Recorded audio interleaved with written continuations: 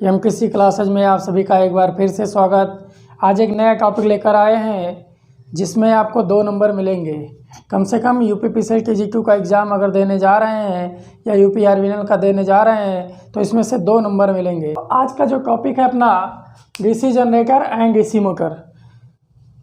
काफ़ी विद्यार्थी या काफ़ी बच्चे ऐसा कहते हैं कि सर इतना ज़्यादा कन्फ्यूजन हो जाता है डीसी मोटर और जनरेटर में, तो इस कन्फ्यूजन से बचने के लिए हमारे साथ जुड़िए और आइए देखते हैं basic differences DC generator and DC motor के बारे में। आइए देखते हैं डीसी जनरेटर, एक तरफ हेडिंग डालेंगे डीसी जनरेटर और एक तरफ होगा DC motor. DC motor basic difference जितना बताएंगे इसमें से 2 नंबर आपको मिल जाएगा, ये क्लियर है। अब अगर डीसी जनरेटर की बात करें तो जो डीसी जनरेटर का मेन वर्क है वो क्या है। डीसी जनरेटर को अगर हम मैकेनिकल एनर्जी दें तो किस में बदलेगा, इलेक्ट्रिकल एनर्जी में। मतलब जनरेटर एक ऐसी मशीन है जो यांत्रिक ऊर्जा को विद्युत ऊर्जा में बदलती है। इसी तरीके से अगर मोटर के लिए देखा जाए तो मोटर को इलेक्ट्रिकल एनर्जी देने के बाद या मोटर को इलेक्ट्रिकल एनर्जी देते हैं तो कौन सी एनर्जी मिलती है, मैकेनिकल एनर्जी।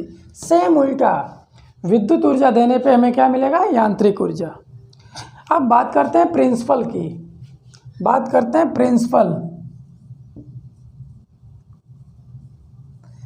तो डीसी जनरेटर का सिद्धांत क्या है। तो डीसी जनरेटर के बारे में फैराडे नामक वैज्ञानिक थे। इन्होंने कहा था कि जो डीसी जनरेटर है ये विद्युत चुम्बकीय प्रेरण के सिद्धांत पे काम करता है। रूल है ईएमआई रूल। किस सिद्धांत पे, ईएमआई किसका, फैराडे के इलेक्ट्रोमैग्नेटिक इंडक्शन। ईएमआई रूल क्या कहता है, इलेक्ट्रोमैग्नेटिक इंडक्शन। ये नियम कहा कि जब किसी मैग्नेटिक फील्ड में किसी कंडक्टर को घुमाया जाए तो उसके द्वारा चुंबकीय वलरेखाओं का छेदन होगा, फलस्वरूप उस चालक में एक ईएमएफ बल या विद्युत वाहक बल जनरेट हो जाएगा, एज ए ईएमएफ जनरेट हो जाएगा। क्या जनरेट हो जाएगा, ईएमएफ। अब ईएमएफ अगर जनरेट हो गया तो विद्युत वाहक बल मिल गया अपना। तो जो विद्युत वाहक बल है उसकी दिशा ज्ञात करनी है। बहुत इंपॉर्टेंट क्वेश्चन है। विद्युत वाहक बल की दिशा ज्ञात करने के लिए एक वैज्ञानिक आए, फ्लेमिंग। कौन वैज्ञानिक आए, फ्लेमिंग वैज्ञानिक आए। इन्होंने बोला कि ये तो मेरे दाएं हाथ का नियम है, तो उत्पन्न ईएमएफ की दिशा ज्ञात करने के लिए फ्लेमिंग के दाएं हाथ का नियम का प्रयोग करते हैं। उत्पन्न ईएमएफ की दिशा ज्ञात करने के लिए फ्लेमिंग के दाएं हाथ का नियम प्रयोग करते हैं। यहाँ तक क्लियर। आगे अब अगर मोटर का प्रिंसिपल की बात करें, मोटर का जो सिद्धांत है ये है ईएमडी रूल। ईएमडी मतलब electro magnetic drag, DRAG। Electromagnetic drag मतलब विद्युत चुम्बकीय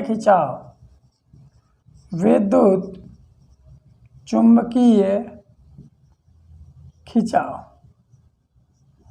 और ये विद्युत चुम्बकीय प्रेरण। क्या है, विद्युत चुम्बकीय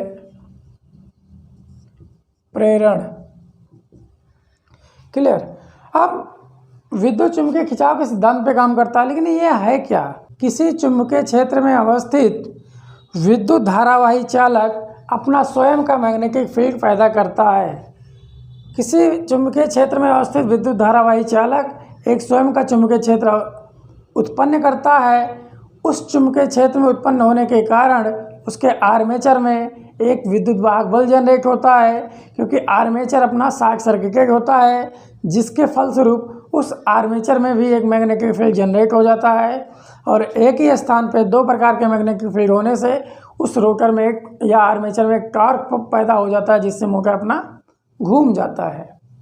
मोटर अपना क्या होता है, घूम जाता है। अब बात करते हैं कि मोटर के घूमने की दिशा, मोटर के घूमने की दिशा, घूमने की दिशा कैसे पता करेंगे। तो मोटर के घूमने की दिशा जो है ये फ्लेमिंग अपने बाएं हाथ के नियम से बताएंगे। फ्लेमिंग के बाएं हाथ का खेल है, बाएं हाथ का नियम। तो फ्लेमिंग ने कहा यार ये तो जो मेरा अपना हाथ है, दाहिना हाथ जनरेटर के लिए होगा और बायां हाथ जो होगा वो मोटर के लिए होगा। बात समझ में आई। दाहिना हाथ जनरेटर के लिए और बायां हाथ मोटर के लिए। लेकिन जब दायां हाथ लगाएंगे तो उत्पन्न ईएमएफ की दिशा को हम बताएंगे और जब बायां हाथ लगाएंगे तो कंडक्टर के घूमने की दिशा को व्यक्त करेंगे। क्लियर, इतना बात समझ में आ गया।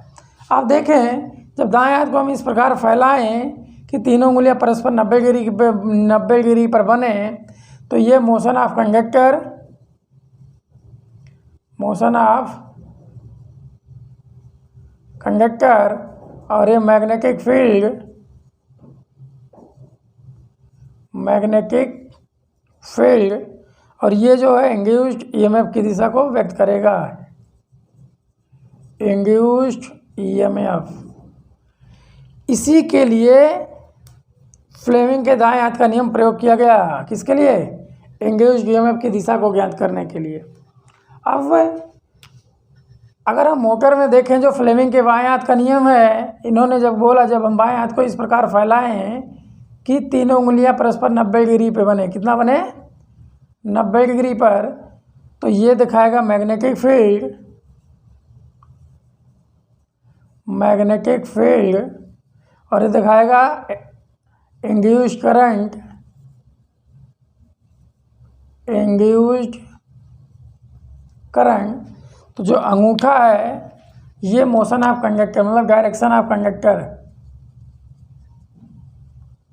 Direction of conductor, direction of conductor मतलब कंडक्टर के घूमने की दिशा को कौन व्यक्त करेगा, अंगूठा। कौन व्यक्त करेगा, अंगूठा।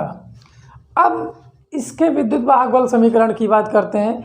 डीसी जनरेटर का जो अब तो इंड्यूस्ड ईएमएफ पैदा कर दिया, लेकिन कितना पैदा किया ये जरूरी है ना। तो फैराडे ने इसके बारे में दो नियम दिया। तो फैराडे ने कहा कि जब तक ये विद्युत बल रेखाओं, चुंबकीय बल रेखाओं को काटेगा तब तक इसमें ईएमएफ जनरेट होगा। इन्होंने पहले कहा, फैराडे ने, किसी ने पूछा कि कितना बिजली पैदा होगा या कितना विद्युत वाहक बल पैदा होगा, तो फैराडे ने उसके बारे में दो नियम दिया। पहले में इन्होंने कहा कि जब तक काटेगा तब तक पैदा होगा, जब तक फ्लक्स को, चुंबकीय बल रेखाओं को काटेगा तब तक ईएमएफ पैदा होगा, ईएमएफ उत्पन्न होगा। दूसरा कितना पैदा होगा, ये फ्लक्स परिवर्तन की दर के समानुपाती होगा, फ्लक्स परिवर्तन की दर के समानुपाती होगा, अर्थात E बराबर -n d∅/dt। n क्या है, कर्णों की संख्या। n क्या है अपना, कर्णों की संख्या या रोटेशन। क्या है यहाँ पे n, या सीधा लिख सकते हैं